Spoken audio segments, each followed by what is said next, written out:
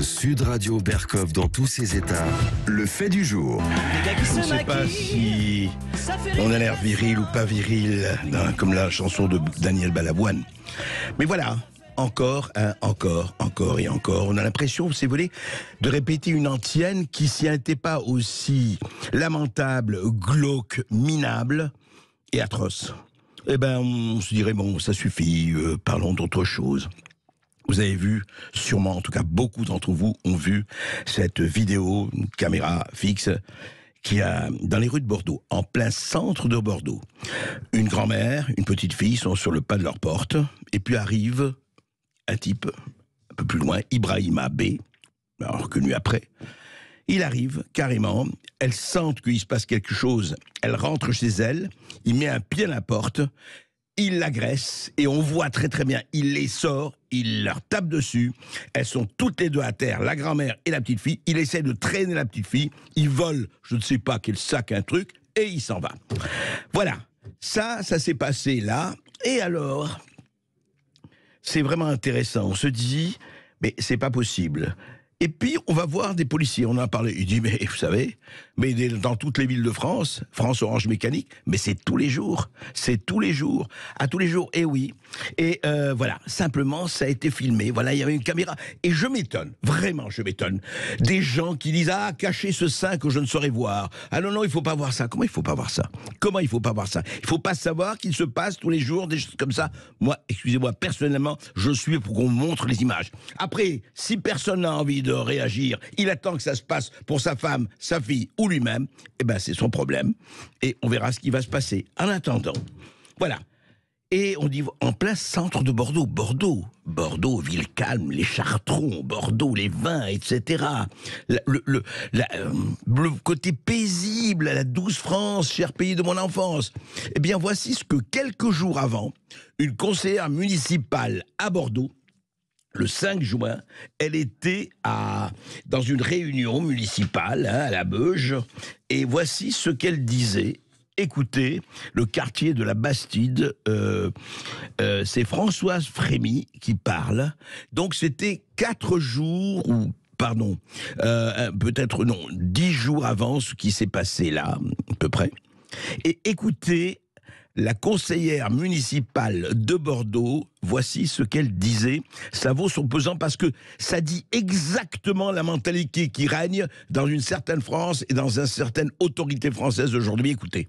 Alors, au niveau de la sécurité, on y travaille, particulièrement à la Benoge, avec Fanny, tout ça. On essaye de voir avec les jeunes du quartier de la Benoge. Après, il n'y a pas que la Benoge, hein. Il y a beaucoup de gens qui viennent sur le quartier, qui repartent. Voilà, la sécurité, je pense que c'est un peu global, qu'il faut aussi réfléchir vraiment à ce qui se passe. Et puis il y a aussi, je pense qu'au niveau de la police municipale, tout ça, on a des réunions de travail avec la police nationale, la police municipale. On y travaille, on fait des actions, mais bien sûr il faudrait peut-être un gendarme à chaque coin de rue pour pouvoir. Ça n'empêche pas que l'agression. Moi aussi, ça m'est arrivé de me faire agresser. Ça nous arrive à tout le monde, mais je pense que la ville de Bordeaux, on est conscient. Hein, la ville de Bordeaux est conscient de ce qui se passe. Hein, au niveau de la sécurité, on est conscient et on y travaille. Et particulièrement le maire est particulièrement attentif à ça. Mais c'est pas de suite qu'on va le résoudre, quoi. C'est assez compliqué quand même. Hein. Ah bah c'est pas de suite qu'on va le résoudre. Vous avez entendu ce gloubi-boulga?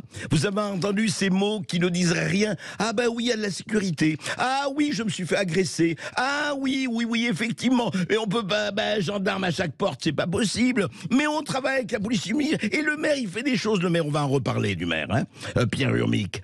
Formidable. C'est-à-dire qu'il y a cette situation.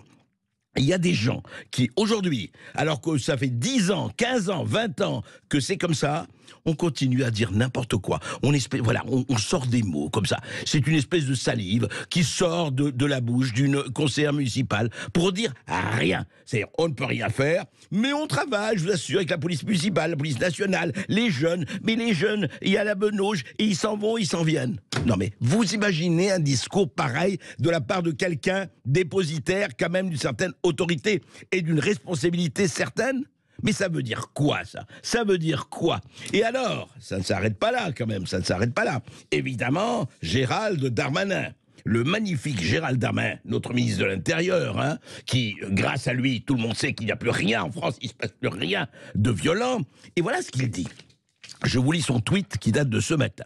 Ignoble agression à Bordeaux, grâce à l'action rapide et courageuse des forces de l'ordre, le mis en cause, on va en parler, a été interpellé et placé en garde à vue. Ces faits d'une rare violence doivent être très sévèrement punis pour qu'ils ne se répètent plus jamais. Comment Darmanin, vous savez ce que vous êtes. Vous avez quand même une certaine intelligence. Vous n'êtes pas un rachitique du bulbe, monsieur le ministre.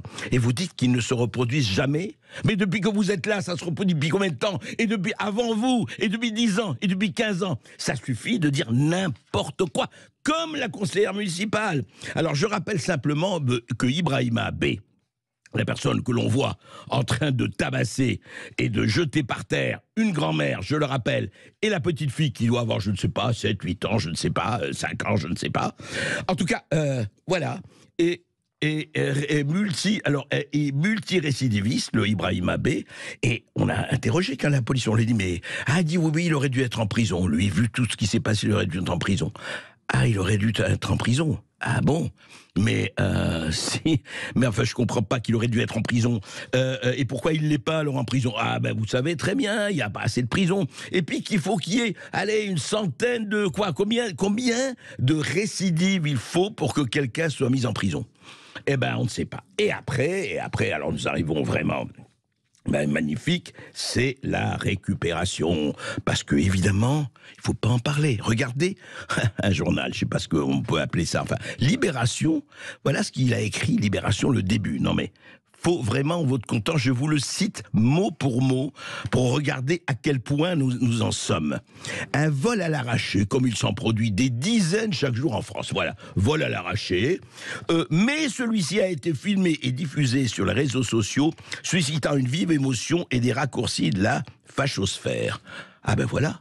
Et évidemment, Libération, hein, il s'appelle Libération ce journal. Ben bien sûr, il ne faut pas le montrer. Ah ben parce qu'il y avait, c'est quand même dégueulasse qu'il y avait. Mais il se serait appelé juste, hein, cher Libé, cher progressiste Libé. Il se serait appelé Roland M. Hein, vous auriez fait quoi? Mais ça aurait été la une du journal. Ignoble agression raciste de l'extrême droite.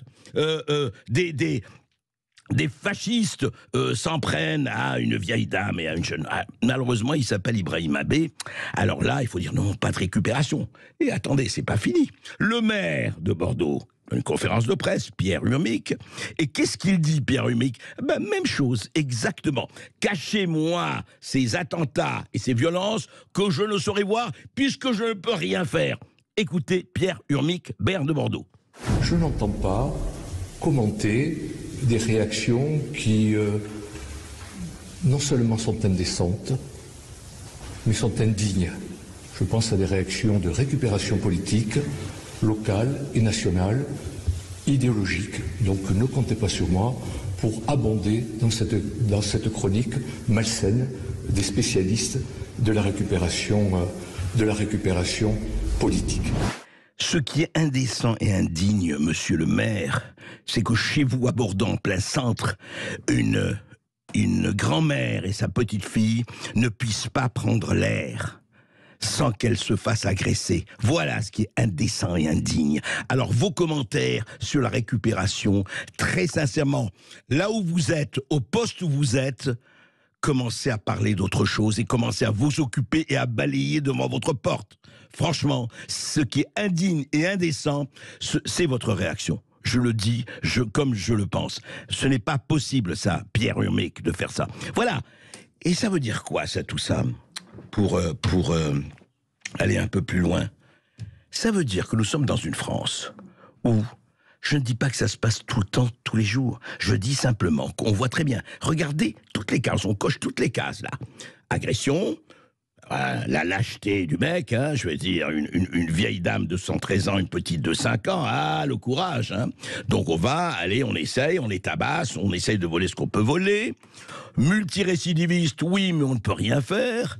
Ah, mais Darmanin, mais la police l'a attrapé, encore heureux. Et puis attention, la récupération, c'est ça qui compte. Comme pour Lola, comme pour le reste. Attention, la victime, oui, mais la victime, qu'est-ce que vous voulez qu'on y fasse? On peut rien y faire. Mais attention, on essaye de récupérer politiquement, et c'est indigne. Mais qu'est-ce que c'est que Sergent? Vous savez ce qui se passe? Et je vous assure que je ne le souhaite pas. Si ça continue comme ça, vous allez avoir des gens qui vont pratiquer l'autodéfense, qui vont se dire, puisque personne ne nous protège, eh ben je vais essayer de me protéger. Et là, vous n'allez pas les envoyer en prison, comme ce propriétaire, il y a eu 3 cambrioleurs, il a simplement attrapé un cambrioleur en attendant la police. Eh ben on l'a condamné pour séquestration du cambrioleur. Mais où on est dans ce pays? On est où dans ce pays? Je pose la question. Et c'est pas possible que cette histoire de Bordeaux suscite des réactions très franchement, aussi médiocre, aussi lâche et aussi démissionnaire.